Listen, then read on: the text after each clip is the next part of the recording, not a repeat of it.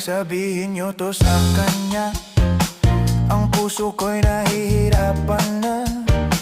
Ano pa ba ang pwede kong gawin na uubra upang maakit siya? Palagay kaya ako ng tato, magpatubo ng balbas sa nguso, magpalaki ng muscle sa braso, magpadagdag ng puwet kay belo. Buksan mo, papasukin